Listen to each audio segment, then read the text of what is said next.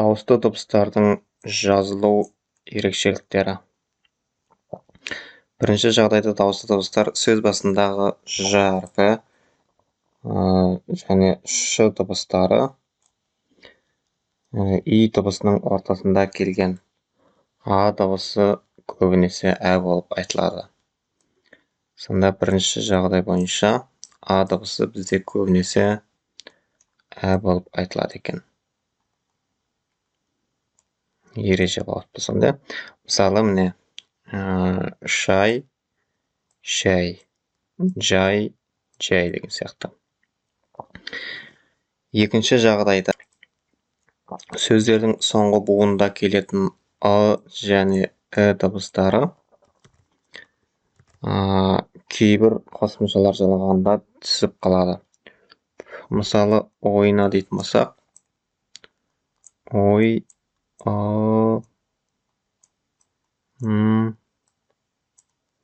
ойын деген сөзге біз а деген қосымшаны жалғаймыз.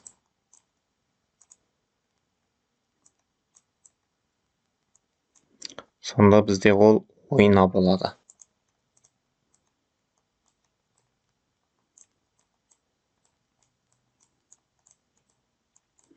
Ойна.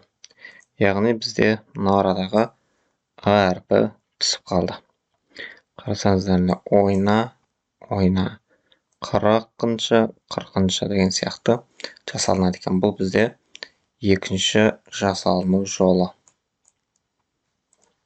Енді дауысты дыбыстардың жасалу жолының үшінші ерекшелігі а және әріптері. Яғни осы әріптердің а және дыбыстарына аяқталған кейбір сөздерге дауысты дыбыстан басталатын қосымша жалғанғанда әріптері түсіп қалады. Екеуі де болмайды деген сөз түсіп қалады. Яғни, мысалы, екі қосылған еу десек, бұл бізде екеу болады. Екеу. Сонда жаңағы мыналарын түсіп жатыр. Екі еу демеуіміз түсіп қалады, екеу. Осы сияқты ережелерді ескереміз. Төртінші жағдайда да, дауысты дыбыстардың жазылу ерекшеліктерінің төртінші жағдайында да а және дыбыстарына аяқталған сөздерге арада қарасаңыздар, у қосымшасы